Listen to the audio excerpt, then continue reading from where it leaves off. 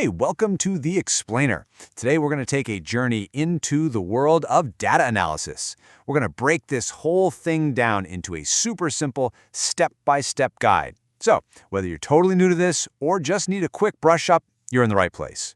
And really, it all boils down to this one question, right? How do you take all this messy, raw information and actually turn it into smart decisions? I mean, that's the whole point, to get clear insights that help a business or really any project do better. All right, so let's get on the same page with a definition.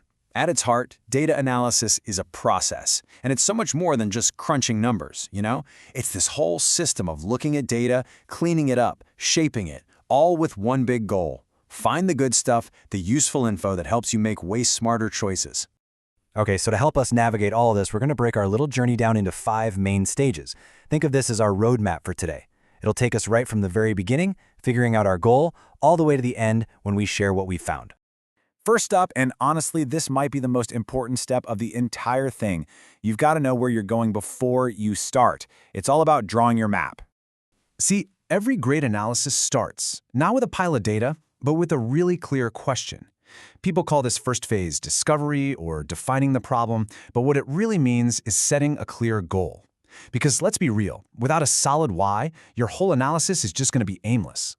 So during this discovery part, you're really nailing down what you want to achieve. You figure out what data you have, and maybe more importantly, what data you need. And then you come up with a hypothesis, basically a question you're setting out to prove or disprove. Getting this right from the start, it pretty much sets you up for success down the line. Okay, we've got our map. Now it's time to gather our supplies. This next part is all about getting the raw data ready for the journey. And let me tell you, this is where analysts spend a huge chunk of their time. So this whole preparation process kind of breaks down into 3 steps. First, you've got data collection, actually gathering all that raw info. Then there's data processing, getting it all organized and into a format you can actually work with. And last but definitely not least is data cleaning. And this is so important. This is where you fix all the mistakes and weird inconsistencies. I mean, think about it. What if you had a sales report where some numbers were in dollars and others were in euros, but nobody labeled which was which?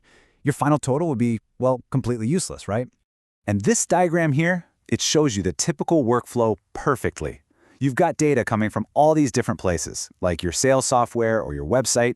It all gets funneled into what's called a data warehouse, which is just a fancy name for a big, central library for all your data. Then, from there, you ask it questions. We call those queries, to do your analysis, and eventually, you present your findings in something like a dashboard or a report. Now, before you dive in and start doing any of the heavy-duty, complex stuff, you really have to get to know your data first. There's a process for this, and it's called exploratory data analysis, or EDA for short. It's kind of like scouting out the terrain before you start digging for gold. So, what is EDA, really? Well, it's your first real look at the data. It's your chance to spot any obvious errors, to double-check if your assumptions are even correct, and to see if you can find any early clues, any interesting patterns or relationships. It is absolutely a cornerstone of any good analysis. I just love this quote. EDA is not an exact science. It is a very important art. And that just hits the nail on the head, doesn't it?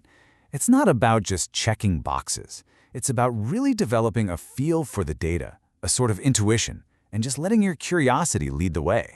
And there are a couple of main ways you can approach this. With univariate analysis, you're looking at just one thing at a time, like maybe just customer ages, to see what that single column of data can tell you. But with multivariate analysis, you start looking at 2 or more things together, like say customer age, times, and how much they spend. That's where you start to find the really interesting connections. Okay, check this out, because this slide shows how something that seems super simple can totally mess up your data. Look at that incorrect column. If somebody makes exactly $40,000, where do they go? Which box do you check? See? It's totally unclear. This is why having super clear, non-overlapping categories is absolutely crucial. You just can't have ambiguity like that. All right, so our data is clean, it's prepped, and now we get to the really fun part. It's time to start digging for that hidden treasure. We're moving into stage 3, uncovering the story. So, what's this treasure I'm talking about? It's the story. It's the patterns, the trends, the big aha moments hiding in the numbers. And to find it, we use these things called models. Think of them as special tools that help us see connections in the data that you'd probably never spot just by looking at it. So, what in the world is a model? Well, you can just think of it as a set of rules, or maybe a math formula, that explains how different bits of your data are connected. And they can be super simple, or they can get mind-blowingly complex. And yeah, there are all sorts of different models out there. You've got your basic SQL models, which are often just simple requests to pull data for something like a business dashboard. Then you have statistical models, things like regression, that can actually measure how much one thing impacts another, like how an increase in ad spending affects your sales. And then, of course, you've got the big guns, machine learning models. These are the ones that use really advanced algorithms to find super complex patterns, especially in massive data sets. You know, finding that treasure, that key insight, it's an amazing feeling. But that's only half the job. The real value, the real impact, only happens when you can share what you found in a way that actually makes people do something different. I mean, here's the bottom line. Your absolutely brilliant analysis is completely worthless if it just sits on a hard drive somewhere. You have to be able to communicate it clearly, persuasively, so that it actually has an impact and helps people make smarter choices. And communicating effectively is not just throwing a bunch of charts at someone and calling it a day. No way. It's about telling a story with your data. You got to highlight the most important parts, explain why it matters for the business, and hey, remember that hypothesis we started with? You need to circle back and show how your findings answer that original question. Wow, we've really covered a lot of ground today. So after this whole journey, what are the big things you should walk away with? What's the compass that's going to guide you when you do this yourself?